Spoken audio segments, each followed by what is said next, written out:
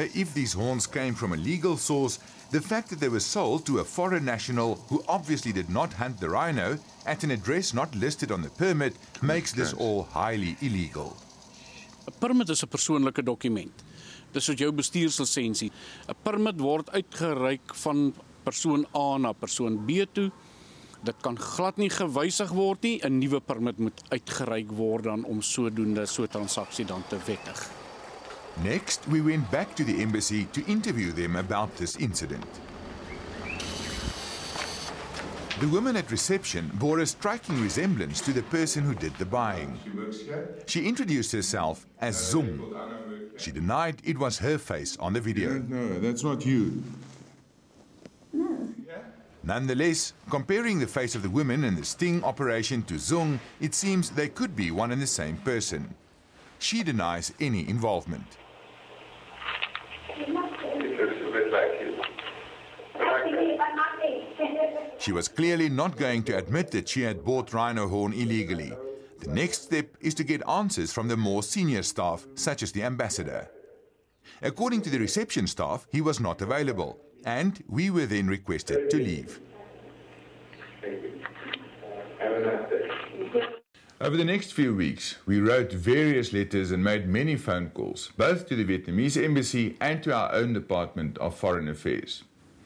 Well, the Vietnamese embassy did say in a letter that they actually support CITES and all the laws around the trade in rhino products, but they refused to give us an on-camera interview.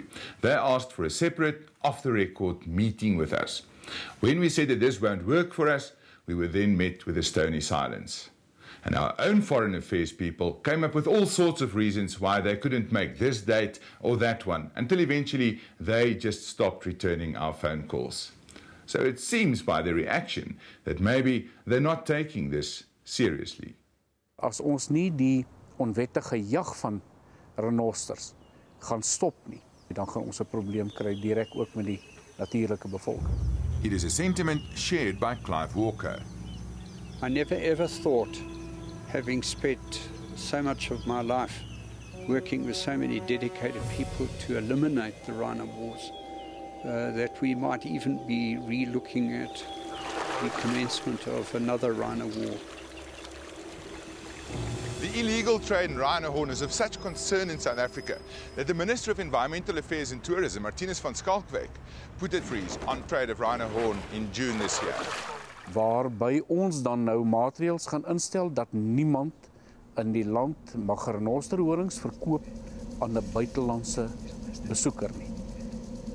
The moratorium will keep the animals safe while the authorities take a serious look at the failings of South Africa's current legislation when it comes to how rhino and other animals are hunted. I believe one of the first solutions is to do a survey or carry out a survey on white rhino and black rhino on private land to establish the real numbers, more control over the hunting, uniform legislation throughout the provinces with regards to permitting to bring that standardization.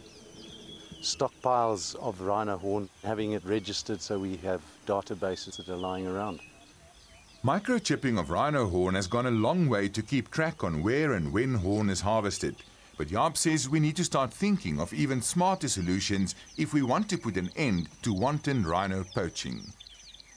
Wel, ons probeer elke metode wat daar so is. Ek meen, ons kan nie op ons lauwere sit en toe kyk dat hierdie waardevolle bron in Suid-Afrika wat ons met passie opgepas het vir jare, kan ons nie nou toelaat dat dit voor ons oë tot niet gaan deur eintlik geldgierigheid nie.